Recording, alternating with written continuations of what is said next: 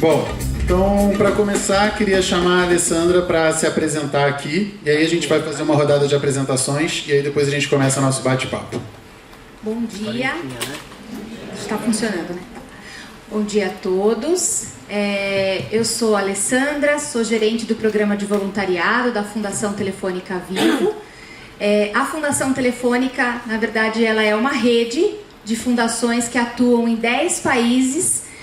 Espanha, até lembrei do Edgar agora, Espanha e os países da América Latina.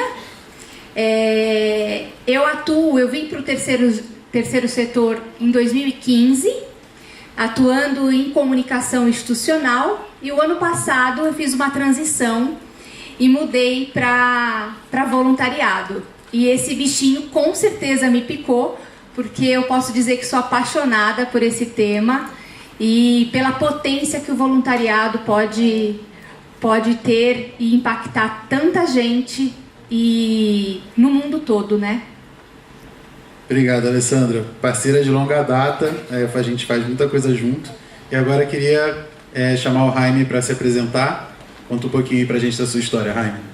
Gracias. Hola, yo voy a hablar en español. Muchas gracias, mucho gusto de estar acá.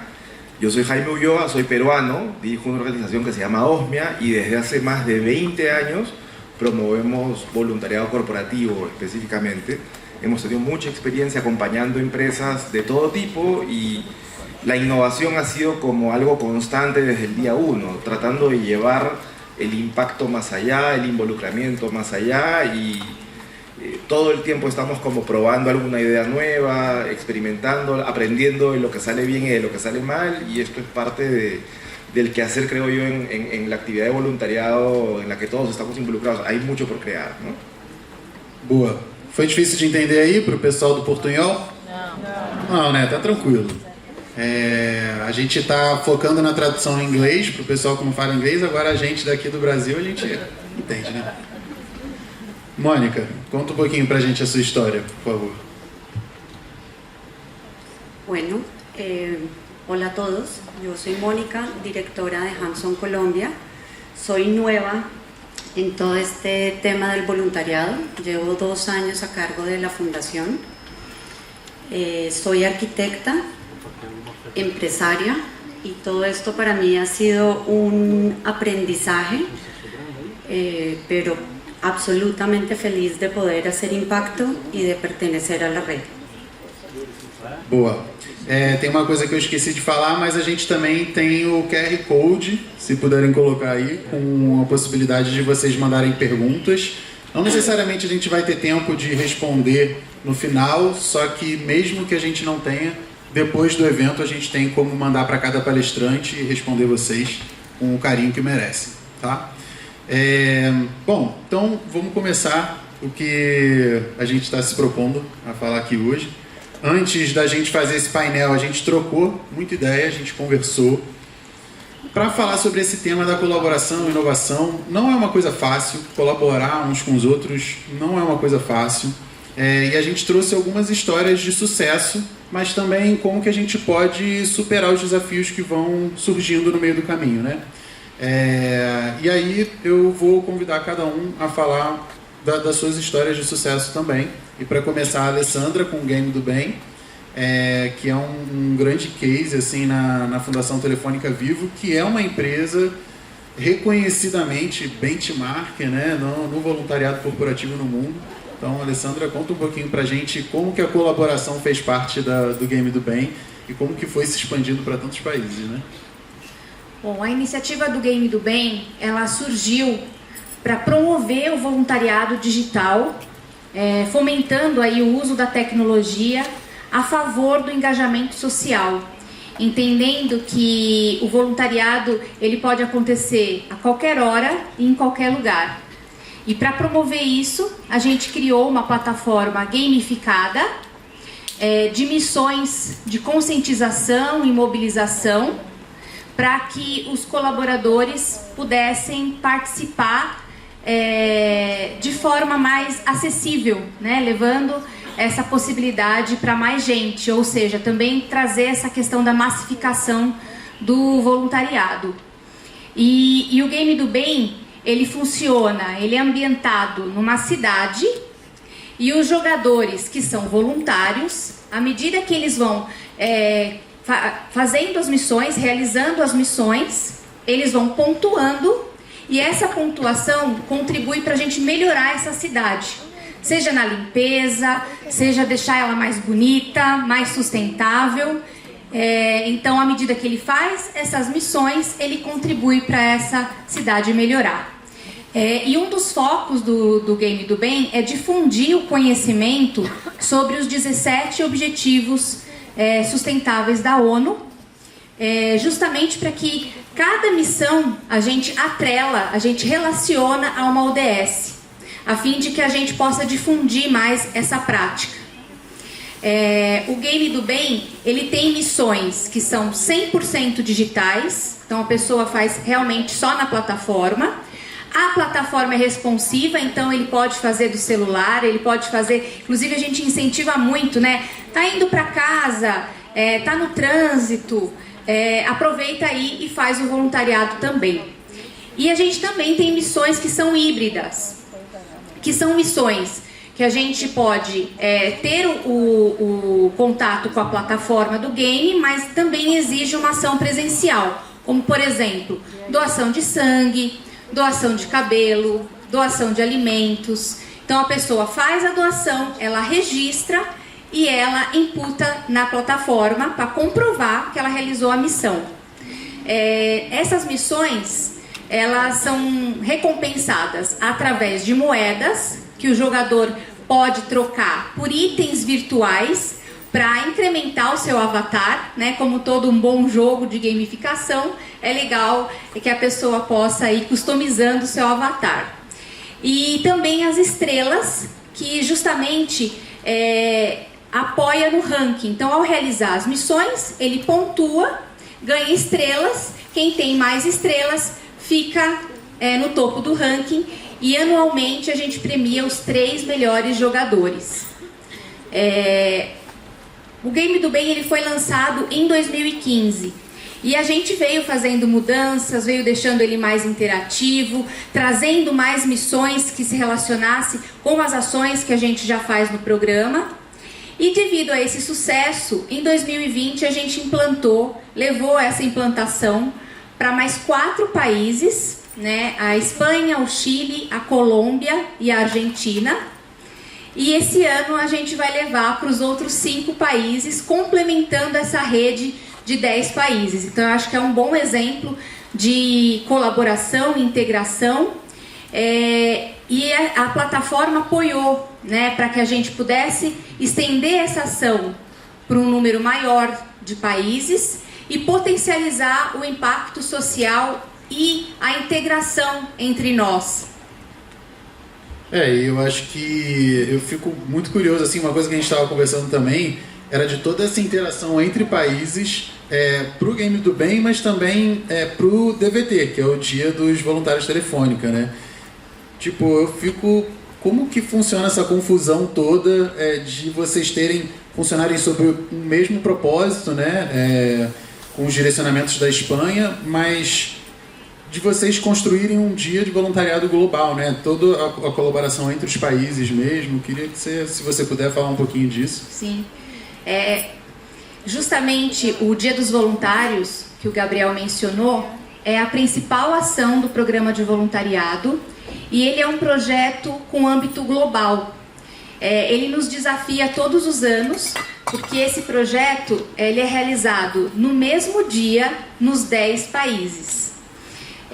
Realmente é aquele caos organizado que a gente promove no intuito de fazer com que essa rede realmente funcione ativamente. Eu acho que uma coisa que contribui bastante para isso, Gabriel, é porque a gente tem os mesmos KPIs. Então, a gente tem a nossa matriz na Espanha, que faz com que a gente... que articula com que esse engajamento entre nós aconteça. E a gente está mirando para os mesmos objetivos, mirando para os mesmos propósitos. Então, o Dia dos Voluntários, cada país organiza as suas ações e são ações presenciais que acontecem para apoiar instituições sociais de cada país. E a gente se provoca, literalmente, a também realizar uma ação de cada país que seja integrada, que seja conjunta com os demais. Isso para quê? Para que no final a gente tenha 10 ações que são realizadas de forma global. E eu acho que o que mais implica para isso acontecer é as trocas que a gente faz, mas principalmente a intencionalidade de promover essa data e de promover que a gente possa fazer essa ação conjunta, mas respeitando as particularidades de cada cultura, fazendo as adaptações de acordo com a realidade de cada país. Então é um desafio constante, mas eu acho que é uma provocação que a gente tem que fazer para romper essa questão de distância, questão de fuso horário, a questão do idioma, que também implica, porque quando a gente faz essa ação conjunta, a gente une todos os voluntários naquela mesma ação. Então, a gente provoca com que isso aconteça intencionalmente. Legal. Gamificação é mesmo uma tendência, né? A gente sabe, vira e mexe, a gente recebe essa demanda lá no Atados, quando a gente está conversando com as empresas, com as ONGs. Então, se vocês quiserem também conhecer um pouco mais dos programas que a gente faz gamificados, fala com a gente. E eu achei muito legal também isso que você falou dos KPIs, dos indicadores, né? Que às vezes você ter os mesmos indicadores reunindo diferentes instituições, ou nesse caso a mesma instituição, é uma coisa que pode ajudar muito a todo mundo seguir o mesmo propósito, né? E olhando para grandes indicadores globais como os ODS, os Objetivos do Desenvolvimento Sustentável da ONU, eu acho que são indicadores que nos reúnem todos, né? Que estamos aqui. E, bom, para falar um pouco da colaboração entre setor social, corporativo, público, queria chamar o Jaime, que fez um projeto super interessante lá no Peru, que fala um pouco sobre mentorias, que foi um tema também do tópico passado, e sobre o aprendizado de pessoas mais jovens. Então, Jaime, quer contar um pouquinho para a gente? Gracias, Gabriel. A ver, yo voy a contar sobre un proyecto que surgió en la pandemia.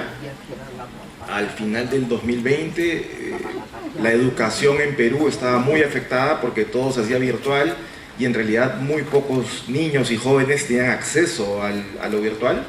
Entonces, la realidad es que la mayoría no estaban recibiendo ningún tipo de servicio educativo. La educación estaba en crisis como muchos otros campos, ¿no? Pero particularmente la educación. Entonces creamos un proyecto de voluntariado en alianza, en colaboración con otras dos organizaciones especializadas en educación, con mucho conocimiento en el tema, con mucha buena reputación, y nosotros con mucho conocimiento en voluntariado corporativo. Y entre las tres organizaciones lanzamos un programa, creamos una marca, se llama Calpachay, y este programa Calpachay, digamos, comenzó con un proyecto y luego ha ido sumando proyectos. Este año tenemos 5 proyectos y digamos, este programa continúa y tiene un horizonte de vida largo. Yo creo que esto se dio muy rápido porque lo decidimos y a las 2 semanas ya estábamos trabajando con empresas porque se nos acababa el año escolar, teníamos que actuar como muy rápido. ¿Por qué funcionó? Por la confianza que ya existía entre las organizaciones. Nos conocíamos de muchos años y esa confianza fue como el punto inicial y el apoyo para que podamos colaborar muy rápidamente. A inicios del segundo año creamos un programa de mentoría en alianza con el Ministerio de Educación. En Perú, digamos, la política pública la define el Ministerio de Educación y luego hay 26 regiones, y esto era una invitación que claramente iba a durar 7 meses, 1 hora a la semana como referencia, y funcionó por la importancia del reto, porque educación realmente era algo que a todos nos interesaba, a todos nos movía, teníamos que hacer algo, y era un momento para que los líderes tomen el liderazgo, se pongan de pie y hagan algo concreto. Entonces, esto fue una razón por la cual esto funcionó. Y luego, ya en el 1 a 1, porque era un mentor con un mentee, los mejores casos que han logrado resultados, digamos, muy sobresalientes, son aquellos donde se pudo construir ese vínculo de confianza a un nivel muy profundo.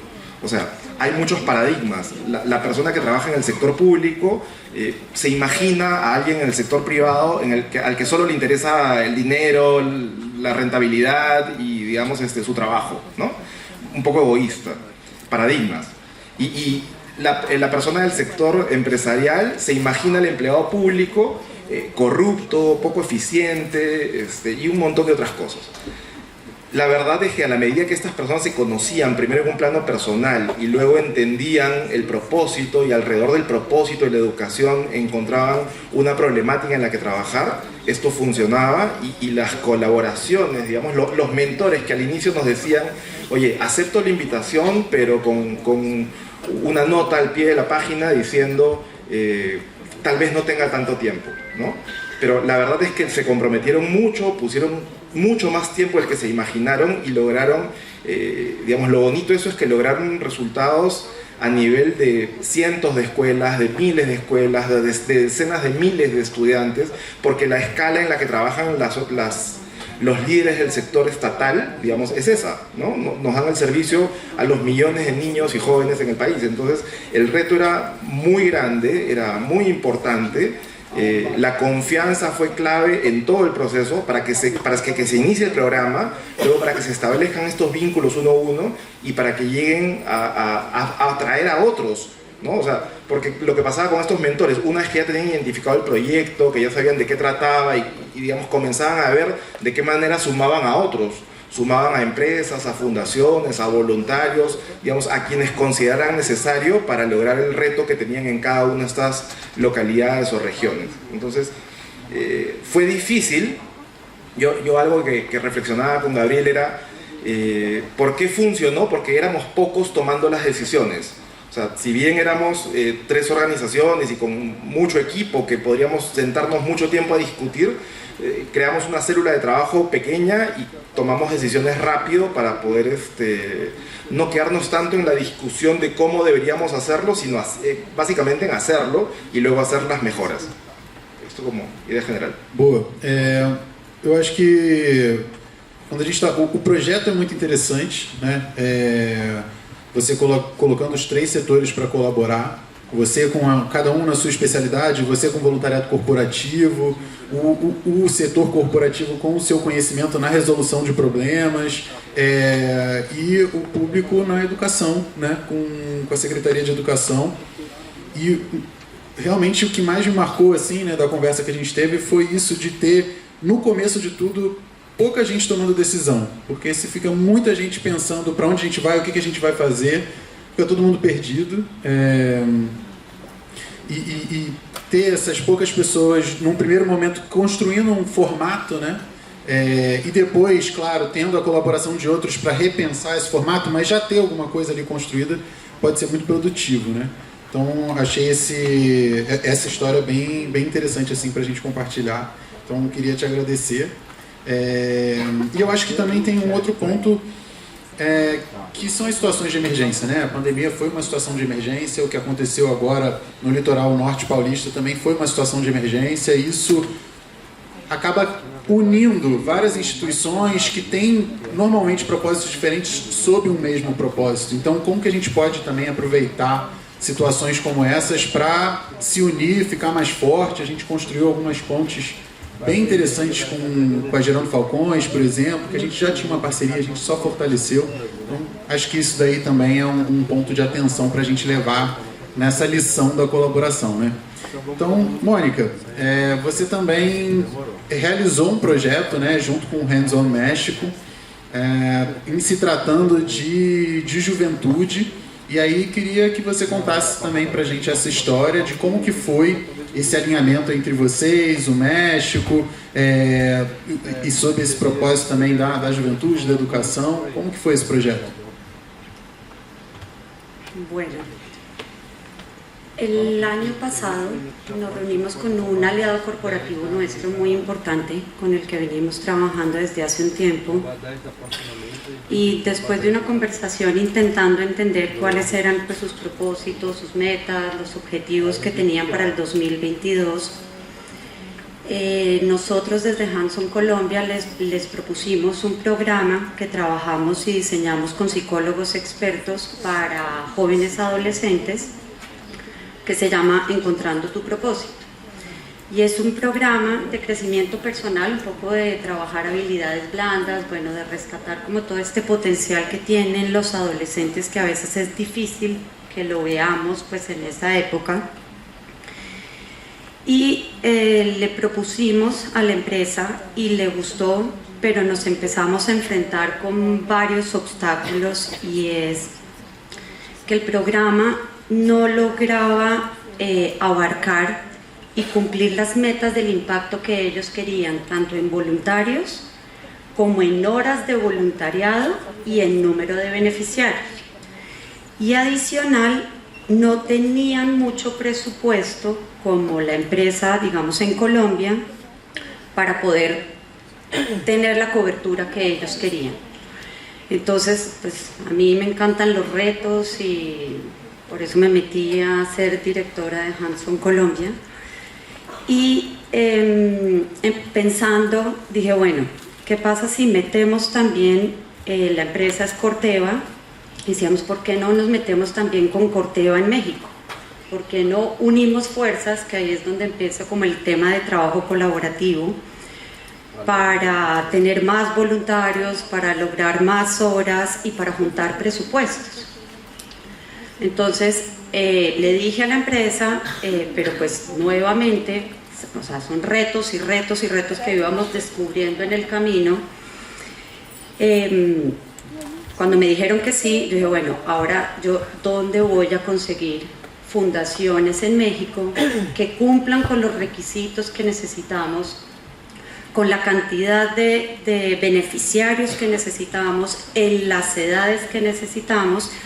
Y bueno, después de sentarme a pensar, hicimos unos ajustes en el programa. Inmediatamente contacté a Blanca de Hands-On México, le conté y le dije, Blanca, necesito tu ayuda. Tengo esta empresa que ya me dijo que sí, pero no tengo ni idea cómo voy a encontrar los beneficiarios en México. Entonces Blanca, inmediatamente, que ella siempre está atenta y lista para ayudarnos y apoyarnos, me dijo, Mónica, nosotros no nos metemos en el proyecto porque en el momento no estamos preparados, pero con mucho gusto te ayudo y te hago el puente para conseguir las fundaciones. Efectivamente, conseguimos 3 fundaciones, más de 90 jóvenes en México, y empezamos a hacer la convocatoria también de los voluntarios en México y de Colombia. Hicimos el proyecto fue durante 6 meses, eran 2 sesiones todos los meses entre los voluntarios y los beneficiarios. Logramos el triple del impacto que teníamos inicialmente pactado, llegamos a más de 300 jóvenes y tuvimos la colaboración de más de 180 voluntarios entre Corteva Colombia y Corteva México. Y pues esto para nosotros, teniendo en cuenta pues que estamos arrancando como en todo en este proceso, pues sobre todo de trabajos en alianzas y colaborativos, fue importantísimo, pues porque primero, si no hubiéramos sido parte de Points of Light, que ya es como esta primera red de trabajo colaborativo, no hubiera sido posible para nosotros poder llegar a 90 jóvenes en México, que pudiéramos garantizar que estuvieran durante 6 meses en el proceso con nosotros, si no hubiera sido también por el apoyo de Blanca y de las fundaciones de México. Y acá me uno un poco, Alessandra, a lo que tú dices con relación a todos estos desafíos que nos empezamos a encontrar en trabajar con diferentes culturas, así estemos al lado, ¿sí? México tenían diferente horario, jornada escolar diferente, salían a vacaciones cuando nosotros acá en Colombia, pues cuando en Colombia estábamos en colegio, diferentes procesos, adaptar el programa para los lenguajes y lo que estaba permitido trabajar en las fundaciones de ellos, que son muy diferentes a las nuestras. Entonces yo creo que ahí es donde confirmo nuevamente que esos trabajos en equipo y como ese interés de realmente poder y querer ayudar, independientemente de si es México, Brasil, Perú, Argentina, esa disposición y esas ganas de querer trabajar en equipo para poder impactar más. Estará lleno de desafíos permanentemente, pero dejan muchos aprendizajes y empiezan a romper realmente barreras, y ahí es donde yo creo que se construye realmente un trabajo colaborativo y se hace innovación y se hace un impacto grande. Legal. Eu também achei muito interessante você trazer como, mesmo que a instituição com quem você esteja falando não necessariamente vai te entregar o que você precisa, mas ela pode te conectar com outros parceiros que podem trazer isso, né? Então, acho que às vezes a gente compartilhando as nossas ideias, os nossos projetos, a gente vai chegando onde a gente precisa. Então, eu acho que isso também é um ponto relevante para a nossa discussão daqui. A gente mesmo no Atados também participa de várias redes internacionais como o POL, mas não só essa. E a gente conheceu o pessoal do Panamá, chamado Ponte Inalgo, e eles têm uma estrutura similar à nossa, de conectar gente boa, conectar voluntários com causas sociais. E eles tinham uma estrutura assim de 3 pessoas. E a gente entendendo que o voluntariado lá estava crescendo, estava sendo cada vez mais uma demanda, a gente viu que a gente poderia também colaborar.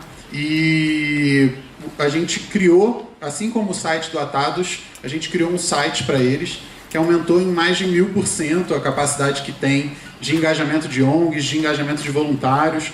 Então, isso foi um resultado assim, esplêndido para a gente. A gente, inclusive, traz a solução do site também para empresas, né? Então, acho que é um caso bem legal assim, de colaboração. E eu também participo de outras redes, como eu falei, e uma coisa que acontece muito é de como a gente se reúne sobre um mesmo objetivo, mas ao mesmo tempo, se a gente não tem, né, uma direção específica e fica um monte de gente discutindo para onde que a gente vai, o que a gente vai fazer, nem sempre a gente consegue chegar no melhor lugar juntos, assim. Então, acho que aqui a gente tem alguns bons exemplos de histórias boas, mas colaboração nem sempre é fácil, na verdade. A gente está só falando de coisa boa, mas no dia a dia é difícil pra caramba de fazer. Então, a gente falou sobre alguns desafios, mas eu não sei se vocês querem se aprofundar um pouco mais em alguns dos desafios que vocês encontraram, como vocês lidaram com eles. E eu já reuni, né, alguns pontos aqui de como que a gente pode lidar com esses desafios e mencionei eles, mas se vocês quiserem falar um pouquinho mais sobre isso, alguém se candidata. Eu acho que, até escutando a Mônica, né, os desafios, eles vão sempre existir. Eu acho que o que tem que nos mover é a intencionalidade, né? Então tem que ser intencional. É difícil a gente pensar que um movimento desse vai ser orgânico. Porque a gente, como a gente está tratando aqui nesse painel, a gente está falando de países diferentes, culturas diferentes. Então também uma coisa, eu acho que um desafio que a gente tem é trabalhar com flexibilidade, né? É trazer flexibilidade para esse processo. Imagina só, Brasil, por exemplo, a gente faz muita coisa a gente tem uma governança com esses 10 países, e até as reuniões a gente tem que flexibilizar, porque para o Brasil é sempre na hora do almoço. Então parece que é uma coisa trivial, mas assim, a gente tem que trazer a flexibilidade. E eu acho que uma outra questão é como que a gente também lida com essa diversidade. Cada vez mais a gente tem tratado, né, o tema de, pelo menos, né, nessa nossa governança, a pluralidade desse voluntariado, né? Como é que a gente traz isso de forma mais plural? Como é que a gente consegue... vou dar um exemplo aqui que pode ajudar nessa questão do desafio, né? A gente, o ano passado, nós resolvemos fazer, no Dia dos Voluntários, essa intenção de fazer uma ação de cada país para que os outros pudessem participar. Mas como o Gabriel falou, se a gente deixa de forma democrática, dificilmente sai do papel. Então, o que a gente teve que fazer? A gente teve que, primeiro, fazer uma seleção de temas, né? Chegar no consenso, aí o desafio, chegar no consenso de qual país ia cuidar de cada tema, e aí o país que ficou responsável por determinado tema, ele tinha que montar a ação. Então ele monta a ação, ele monta as premissas, e ele faz, então, o direcionamento para os demais países. Isso é fácil? Não, porque muitas vezes tem um país que gostaria de trabalhar aquele tema, mas a gente muitas vezes tem que passar por uma votação para ver quem é que fica com o tema, porque não chega no consenso. Então essas coisas acontecem. Mas o que é rico desse processo? É rico porque cada país se responsabiliza a montar uma ação olhando não só para a sua realidade, olhando para a realidade do outro, né? Então eu acho que isso é uma provocação que o voluntariado faz para a gente. Esse tema que a gente escuta tanto de empatia, a gente tem que fazer ele funcionar na prática nessa hora. Então, nessa ação, por exemplo, nós ficamos com o tema do meio ambiente e a gente teve que entender como é que esse tema se comportava nos demais países, nesses outros 9 países, para fazer com que a ação tivesse sentido, né? Eu vou fazer uma ação que todo mundo vai participar, mas será que vai fazer sentido para todo mundo? Então eu acho que esses pontos, né, de empatia, de intencionalidade são importantes na hora do desafio. Boa. Pegando esse gancho da empatia, da intencionalidade, também da escuta, da especificidade uns dos outros, queria fazer uma baguncinha com vocês aqui. Vou aproveitar que a gente tem mais 5 minutos e, como eu falei, acho que nessas conferências, uma das principais coisas que a gente tem somos uns aos outros. Então, queria propor de todo mundo se levantar, por favor.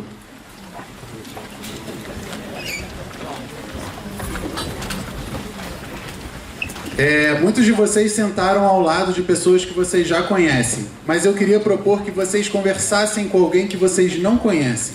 Eu vou propor algumas perguntas aqui. Qual é o nome da outra pessoa? Da onde a outra pessoa vem? Qual é a instituição? E se tem alguma história de colaboração para contar? A gente tem uns 5 minutos aqui, porque senão o pessoal vai me matar. Então, encontra alguém que vocês não conhecem e manda bala. Vambora.